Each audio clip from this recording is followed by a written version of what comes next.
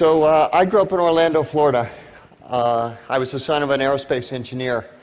I lived and breathed the Apollo program. We either saw the launches from our backyard or we saw it by driving the hour over to the Cape. I was impressed by, obviously, space and everything about it, but I was most impressed by the engineering that went into it. Behind me, you see an amazing view. A picture was taken from the International Space Station, and it shows a portion of our planet that's rarely seen and rarely studied and almost never explored. That place is called the stratosphere. If you start on the planet and you go up and up and up, it gets colder and colder and colder until you reach the beginning of the stratosphere, and then an amazing thing happens. It gets colder at a much slower rate, and then it starts warming up. And then it gets warmer and warmer until the point where you can almost survive without any protection, about 0 degrees, and then you end up getting colder and colder, and that's the top of the stratosphere. It is one of the least accessible places on our planet.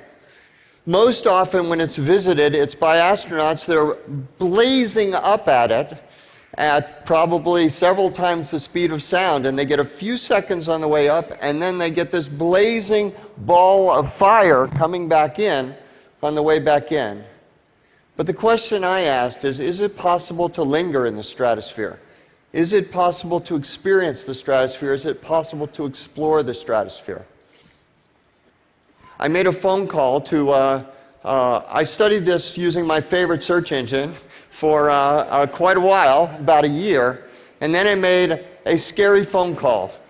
It was a reference from a friend of mine to call Tabor McCallum from Paragon Space Development Corporation, and I asked him the question, is it possible to build a system to go into the stratosphere? And he said it was.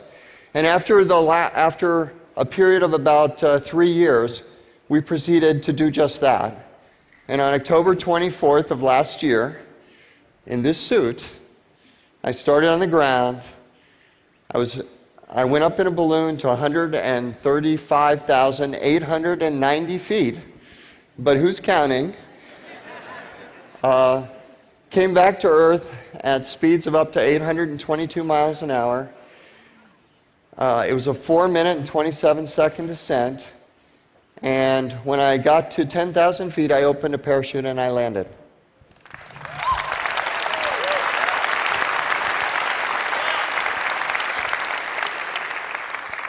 But this is really a science talk, and it's really an engineering talk. And what was amazing to me about that experience is that Tabor said, yes, I think we can build a stratospheric suit. And more than that, come down tomorrow and let's talk to the team that formed the core of the group that actually built it. And they did something which I think is important, which is they took the analogy of scuba diving.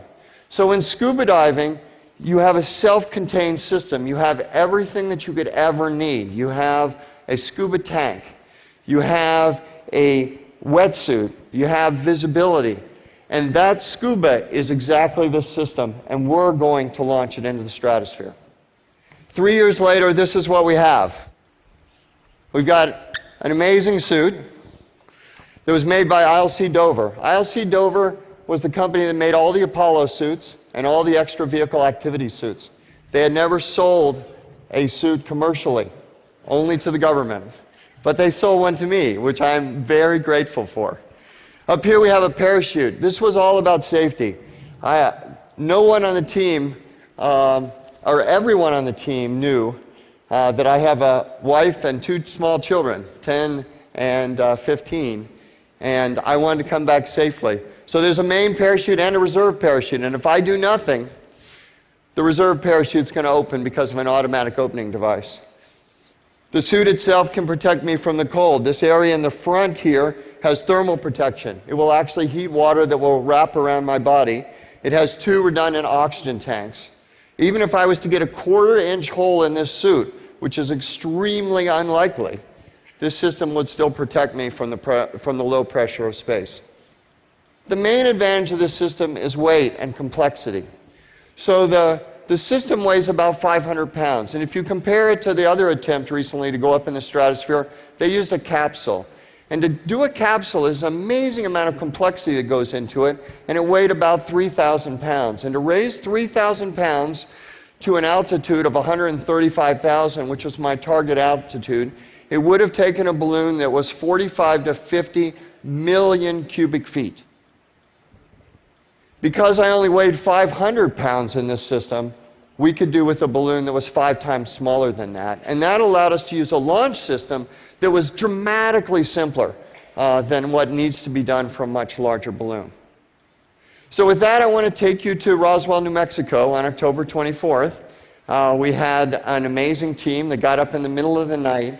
And here's the suit. Again, this is using the front loader that you'll see in a second. And I want to play you a video of the actual launch. Roswell's a great place to launch balloons, but it's a fantastic place to land under a parachute, especially when you're going to land 70 miles away from the place you started. That's a helium truck in the background. It's darkness.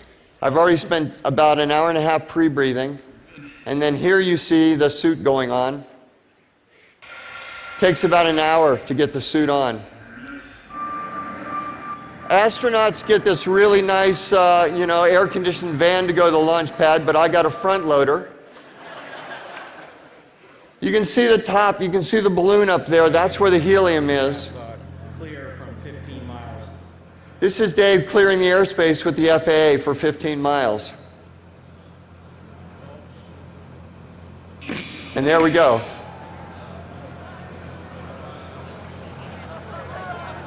That's me waving with my left hand. The reason I'm waving with my left hand is because on the right hand is the emergency cutaway. My team forbade me from using my right hand. So the trip up is beautiful. It's kind of like Google Earth in reverse. It took 2 hours and 7 minutes to go up, and it was the most peaceful 2 hours and 7 minutes. I was mostly trying to relax. My heart rate was very low, and I was trying not to use very much oxygen. You can see how the fields in the background are relatively big at this point, and you can see me going up and up. It's interesting here because if you look, I'm right over the airport, and I'm probably 50,000 feet. But immediately I'm about to go into a stratospheric wind of over 120 miles an hour. This is my flight director telling me that I had just gone higher than anybody else had ever gone in a balloon. And I was about 4,000 feet from release. This is what it looks like. You can see the darkness of space, the curvature of the Earth, the fragile planet below.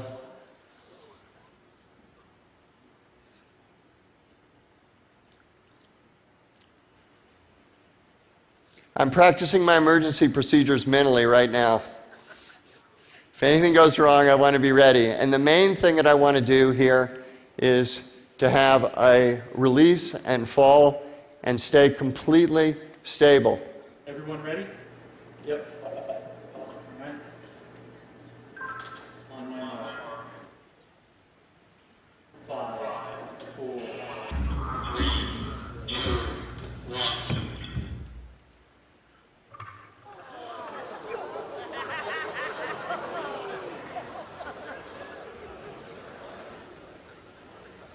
There's the balloon going by, fully inflated at this point. And there you can see a drogue parachute, which I'll demonstrate in just a second because that's really important. There's the balloon going by a second time.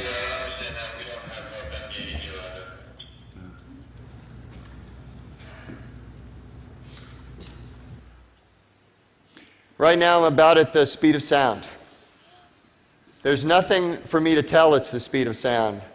And very soon I'll actually be as fast as I ever get, 822 miles an hour.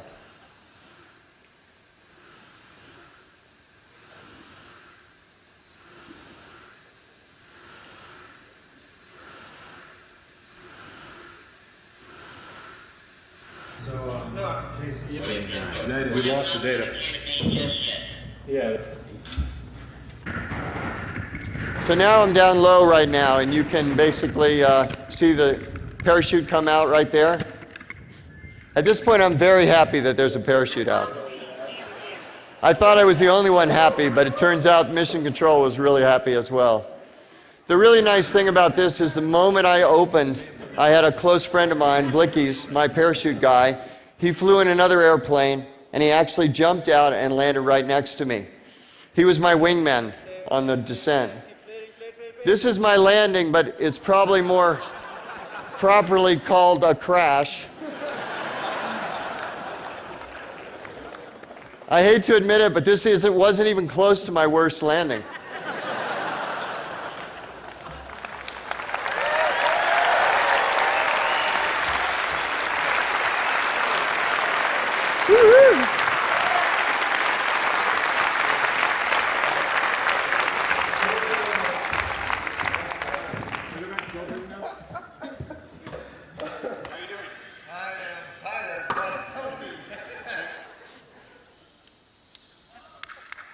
Yay. So I want to tell you one thing that you might not have seen in that video, but one of the most critical parts of the entire thing was the release, and what happens right after you release. And what we tried to do is use something called a drogue parachute, and the drogue parachute was there to stabilize me. And I'll show you one of those right now. If any of you have ever gone tandem skydiving, you probably used one of these.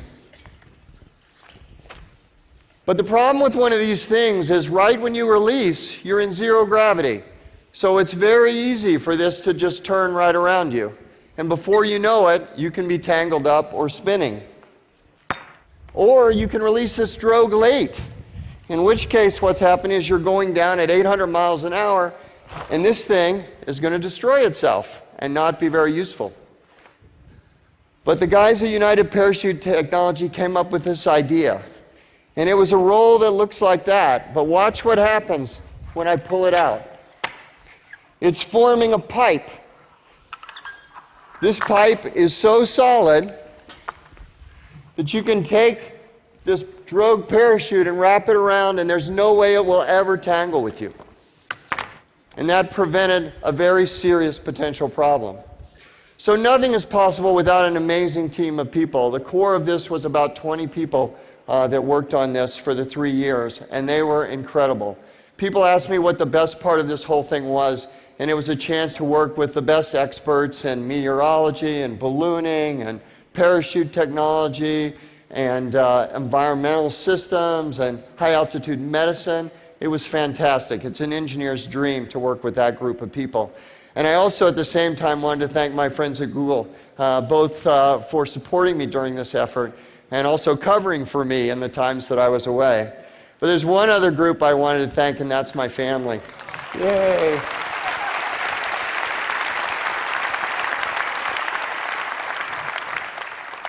I would constantly give them speeches about safety of technology, and they weren't hearing any of it. It was super hard on them, and the only reason that my wife put up with it was because I came back incredibly happy after each of the 250 tests, and she didn't want to take that away from me. So I want to close with a story. My daughter, Kaylin, my 15-year-old, she and I were in the car, and we were driving down the road, and she was sitting there, and she had this idea, and she goes, "Dad, I've got this idea." And so I listened to her idea, and I said, "Kaylin, that's impossible." And she looks at me, and she goes, "Dad, after what you just did, how can you call anything impossible?" And I laughed, and I said, "Okay, it's not impossible, it's just very, very hard." And then I paused for a second, and I said, "Kaylin, it may not be impossible. It may not even be very, very hard. It's just that I don't know how to do it." Thank you.